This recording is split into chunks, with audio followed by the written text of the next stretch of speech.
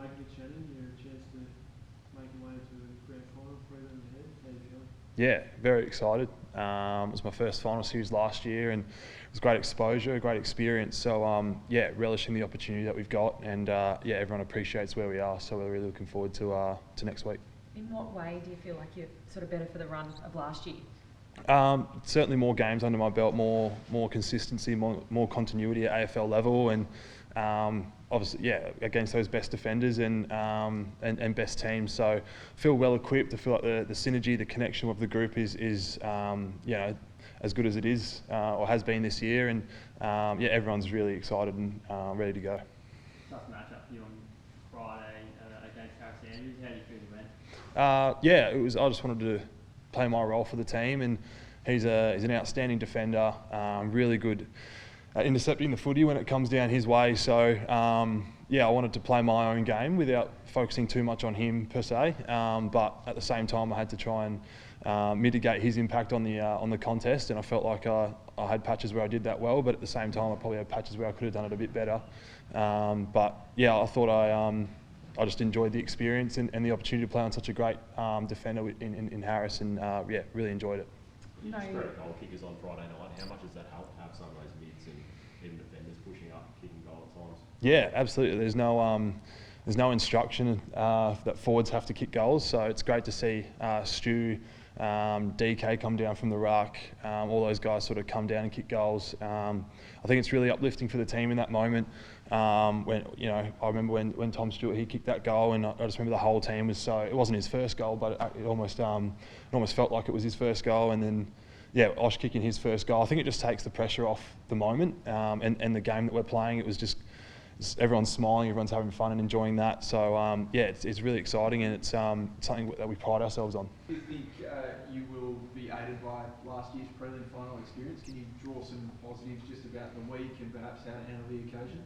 Yeah, it was a bit of a different preparation for me personally. Obviously having the one week off, and then we had the bye, so it sort of might turn out to be one game in 5 weeks before I play. Hopefully, if I play Friday, no guarantees. But yeah, I think it's something that we'll look back on, and the hunger will definitely be there. But we've got to remain in positive spirits. Like if we think too much about last year, obviously it's a fine balance with emotions. So for me, certainly, I'm looking forward, not back, and looking forward to seeing who we're up against and seeing how it goes. Would you rather play Crows or Hawks? No, I was having the conversation before. There's definitely not a preference Crows over Hawks, and there's no preference as to the Hawks over the Crows. They both present their own.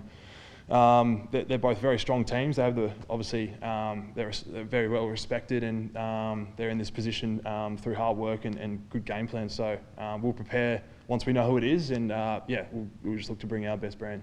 Completely different tack. Sorry everyone from this random one, but understand Blitz has taken care of the DJ schedule in the rooms and who gets the job. Can you lift a little bit on who's good and who's bad? Because I understand it's a pretty big area of interest for you. Yeah, I heard Max threw me under the bus with that one, so I won't repay him the favour.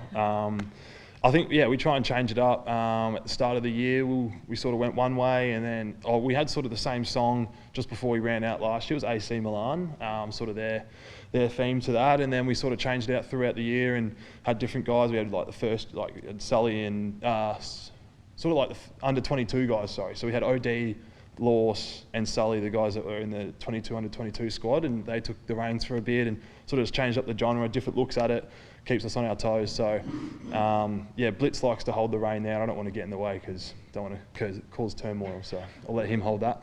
I was just going to ask, how big an impact Reece Stanley is that on your For me personally, it's not going to change too much.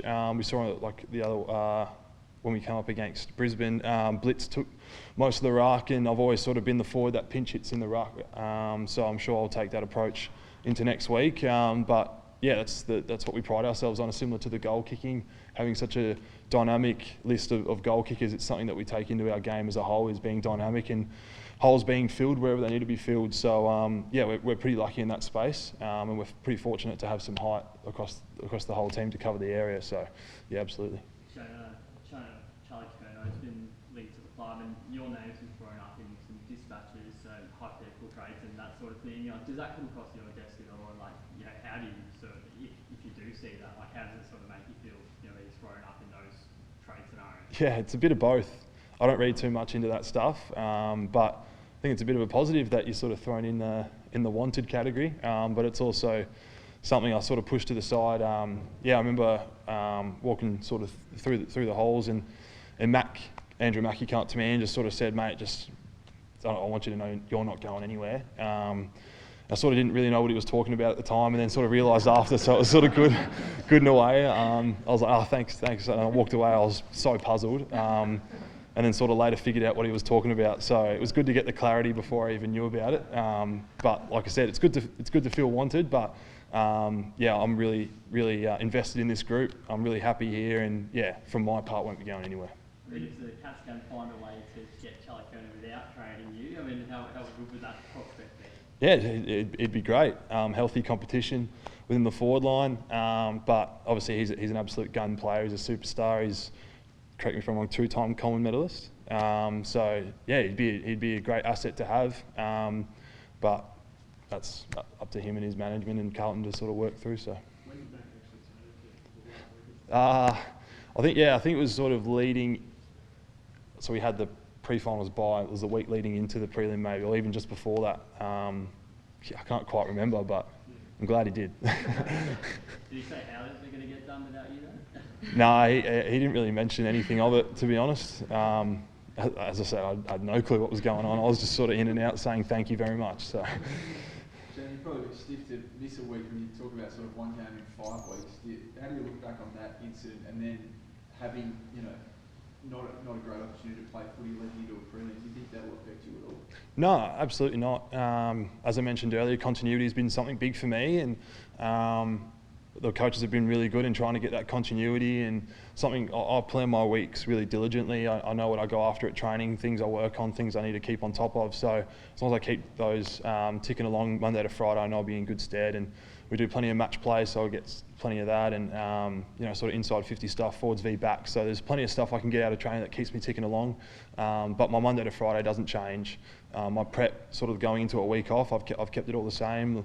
I go to the same restaurant every night before a game in Victoria. So I went there, even though I wasn't playing for 2 weeks. I went there both Friday nights, just to keep sort of I think for me, you got to keep.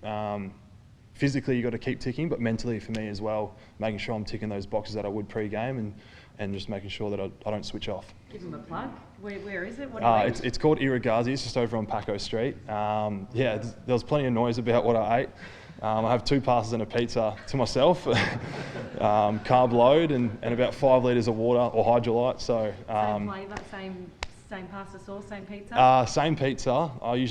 You can actually get, you can actually pick up on Uber Eats. So I usually go massage and then go pick it up. But I realised I couldn't figure out what the special was that night on the Uber Eats app. So I had to call up and start figuring it out. So I usually go the same, but I sometimes change it up. Obviously from WA, I mean, who are some of the big figures who made you feel at home at the club and, I guess ease that homesickness? There's been a few. The club in general has been really good. I speak to one of my mates who I went to school with. He moved to Melbourne for opportunities in his industry, and he sort of didn't come over with a whole footy club here waiting for him. So I've been really fortunate. But guys like Jordan Clark, when he was here, he was really good for me. Mitch Duncan, he's been really good. Sam Menegola, when he was here as well, who's a big WA advocate. So it was good to have him. But even transitioning through, it's been really nice to sort of flip the script a bit with Mitch Edwards, Lawson, all coming over, and I can sort of play a part in making them feel at home. But the whole club, like Mark Worthington and the whole PDM department, do a really good job in making all those players feel at home. And Geelong's quite similar to Perth. It's close to the coast. It's pretty relaxed lifestyle. So I've been able to sort of seamlessly fit in and found a real home in Geelong. It's been great.